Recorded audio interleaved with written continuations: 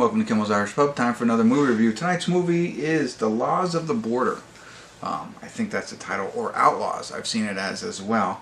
It's on Netflix. It's a Spanish movie, but it's about this school kid from Chinatown, and he gets caught up in a summer or onslaught of burglaries and holdups that will change his life. So not too much about it than that. 6.9 on IMDb, only 2,111 people have rated it so far. I don't know any of the actors in it, and it is 2 hours long at least. Yeah, 2 hours and 7 minutes. So I don't know, kind of interested, you know. And Netflix always now dubs their movies, so it doesn't matter what language it's in.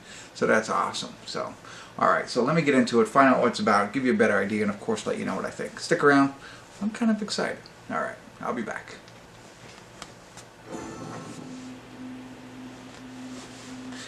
Hey everybody, I want to do a quick check-in here. We're watching Outlaws. We're at the 1 hour, 5 minute, 46 second mark. There's an hour and 5 minutes left. It's a long film.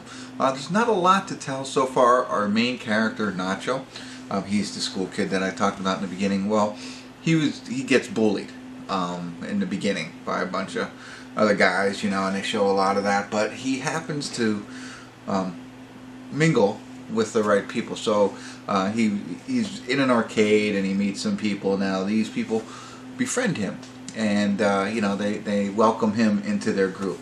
They happen to be involved in small-time burglaries kind of things, stealing from pharmacies, stealing people's bags, stuff like that, and then partying and having a good time. But they bring him in. There is a girl, I forget her name, but it's kind of his love interest, but it also seems like she's way out of his league, but she also leads him on, so you're not sure what's really going on there.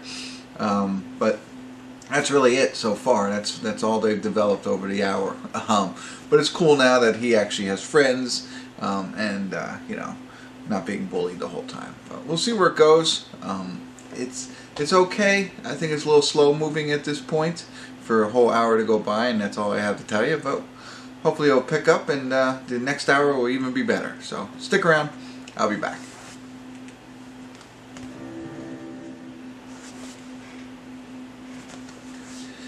Hey everybody, we're at the credits of Outlaw, right? That's what it was called, something like that. I don't know. And Outlaws, yeah. So it ends up, it picks up. I tell you that the second hour is a little bit more exciting than the first hour. Basically, I'm not going to spoil it or anything like that. Their petty crimes start to grow a little bit, and they get more involved in some other things. So as you can imagine, the action picks up. But remained, like, I was interested to see how this group of friends are going to treat this kid. Are they utilizing him for something or other, or they really want to be his friend, kind of stuff. So, you know, so that was part of my questioning around the halfway point. Was really, do they really like this kid? Because the kid was getting, you know, bullied in other areas of his life, and now all these cool kids want to be friends with him. It made me think that. So, you know, they kind of, at least that's what they did for me. And then, and like I said, he's got the love interest, which with the girl that I'm saying is out of his league. You know, what's going on there? Is she's flirting back? Is she really interested in him, or are they trying to use him? So, I thought they, you know, the first hour is a little long. Well, it's an hour, but I mean, it felt longer than the second hour. A lot more action. You know, so the whole development piece of the characters, that's the, you know, make it through that, and then the second hour is a lot better, I think. But you need that first hour. Maybe do you need a whole hour? Probably not. You could probably cut this movie down by maybe 20 minutes or something like that. I don't know exactly where. I'd have to watch it again, but it's okay, the length that it has, and it is dubbed. So, so you know, in the end, I like all the characters.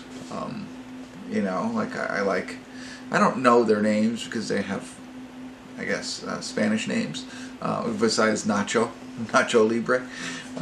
You know, so, but I ended up, I liked him. He kind of looks like Superman. Whatever, it's Henry Cavill.